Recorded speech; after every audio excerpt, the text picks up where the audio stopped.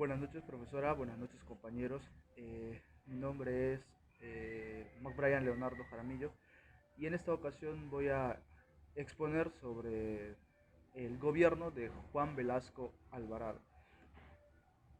Eh, el gobierno fue llamado Gobierno Revolucionario de las Fuerzas Armadas. Un poco de la biografía de Juan Velasco Alvarado. Nació en Piura el 16 de junio de 1909. Sus padres fueron don Francisco Velasco y la señora Clara Alvarado. En 1929 emigra a Lima en un barco chileno. Egresa como subteniente de infantería en la Escuela Militar de Chorrillos. Se casa con Consuelo González. Su carrera militar estudió en la Escuela Superior de Guerra en 1944. Dirigió la Escuela Militar como teniente coronel en 1952. Ascendió a general de brigada en 1959. En enero de 1968 asumió la comandancia general del Ejército y la presidencia del Comando Conjunto de las Fuerzas Armadas del Perú. En la presidencia derrocó al presidente Fernando Belaúnde Terry el 3 de enero de octubre de 1968, formando así un gobierno de tendencia socialista que aproximó al Perú a la Unión Soviética, la República Popular China y Cuba. Formó un gabinete integrado exclusivamente por militares, estatizó los diarios y canales de televisión, nacionalizó el petróleo e hizo una reforma agraria eliminando los terratenientes y las grandes haciendas. También atentó a la industria peruana, limitando las importaciones. Expropió las empresas estadounidenses que operaban en el Perú. Crea el Ministerio de Pesquería, crea el Ministerio de la Alimentación. Como gobierno revolucionario de la fuerza, la Junta Militar, liderada por el general Juan Velasco Alvarado, nombró a Velasco como presidente de la dictadura, promoviendo reformas de carácter nacionalista y de izquierda que dieron un impacto profundo en la sociedad del país, como la promulgación de la reforma agraria, la oficialización del quechua como idioma oficial a nivel nacional, el incremento de los derechos laborales y la empoderación de los sindicatos y de los pueblos indígenas del país.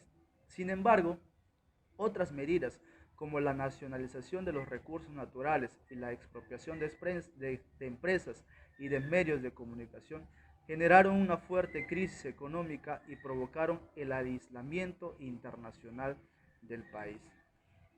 Una de las fases de la dictadura, autodenominada Gobierno Revolucionario de la Fuerza Armada, se inició con la presidencia del facto del comandante general del Ejército de División, Juan Velasco Alvarado, quien derrocó al presidente Fernando Belaúnde Terry tras el escándalo del Acta de Talara y la página 11 mediante un golpe de Estado el 3 de octubre de 1968. Objetivos del régimen tenían como 5 objetivos, que era: uno, transformar la estructura del Estado, haciéndola más dinámica y eficiente para una mejor acción de gobierno. 2, promover superiores niveles de vida compatibles con la dignidad de la persona humana a los sectores menos favorecidos de la población, realizando la transformación de las estructuras económicas, sociales y culturales del país. Imprimir a los actas, 3, imprimir a los actas de gobierno un sentido nacionalista e independiente, sustentando en la firme defensa de la soberanía y dignidad nacional. 4, moralizar el país en todos los campos de la actividad nacional y restablecer plenamente el principio de autoridad, el respeto a la ley y el imperio de la justicia. 5, promover la unión, concordia e integración de los peruanos, fortaleciendo la conciencia nacional. La reforma de Juan Velasco Alvarado, a diferencia de otras dictaduras militares de la región, asumió un carácter claramente de izquierda y nacionalista y realizó una serie de reformas que originaron un gran impacto en el desarrollo social y económico peruano. Uno de los puntos muy importantes era la nacionalización y expropiación de los yacimientos petrolíferos de la IPC el 9 de octubre de 1968. Se organizó la Petroperú, una empresa estatal ligada por entonces a todos los procesos de la explotación, refinación y distribución del petróleo. 2. La reforma agraria en 1969, que tuvo como objetivo frenar el movimiento campesino, crear un mercado interno y acabar con el poder de la oligarquía. 3. La nacionalización de sectores estratégicos de la economía como las minas, el petróleo y el acero y de los servicios públicos. 4. El incremento de los derechos laborales, la creación de las comunidades industriales, con lo que se consolidaron los sindicatos y se les asignó a los trabajadores acciones de los negocios y poder real y efectivo en la toma de decisiones de las empresas. Es decir, se puso en práctica la autogestión socialista. Este hecho fue posible porque el régimen contó con la participación de un núcleo de socialistas, libertarios y cooperativistas, como Jaime Llosa, Larrabure, Gerardo Cárdenas, entre otros. Estos habían formado el Instituto de Estudios e Investigación de Cooperativas y Comunidades, entre paréntesis, INDEICOP, un instituto de carácter socialista literario. 5. La expropiación de los medios de comunicación en 1974, medida que, a pesar de ser enunciada como una manera de entregar los medios de prensa a las fuerzas vivas del país, solo devino en una manera de violentar y suprimir el derecho a la libertad de prensa.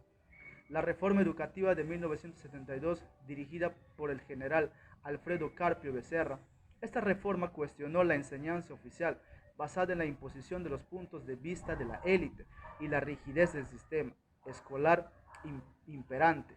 Se pretendía la reducción de las diferencias sociales en la educación, contribuyendo un cambio a largo plazo a la disminución de las calificaciones de los maestros, que en los años siguientes exigirían crecientes privilegios al organizarse en sindicatos. Por otro lado, esta reforma creó la educación inicial y especial, así como también el bachillerato público y la enseñanza bilingüe para que los quechuas hablantes, promoviendo la construcción de escuelas en varias zonas del país. Los planteamientos de la reforma educativa fueron premiadas en su oportunidad por la UNESCO. 7.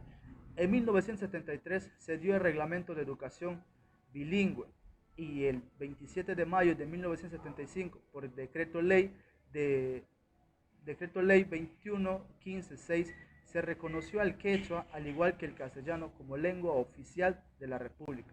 Se aprobó el alfabeto básico general del quechua por el reglamento número 4023 del 16 de octubre de 1975. Otros aspectos importantes de estas reformas fue la dignificación de la población humilde e indígena, que comenzó a tener mayor participación en la vida política y social mediante las reformas realizadas.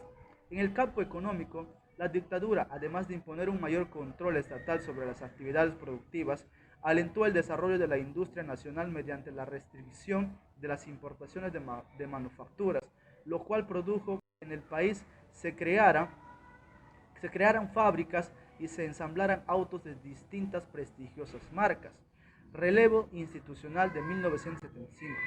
El 5 de febrero de 1975 se produjo una huelga policial que generó revueltas y saqueos en el centro histórico de Lima, lo que creó malestar y precipitaría la caída de Velasco. Meses después ocurrió el Tincazo, un golpe de Estado mediante el cual se convirtió en presidente de facto el general Francisco Morales Bermúdez el 29 de agosto de 1975. Bueno, compañeros, profesora, así fue poco de resumen de lo que fue el gobierno de Juan Velasco Alvarado y algunos puntos muy importantes que tuvo durante su presidencia. Muchas gracias y hasta una próxima exposición.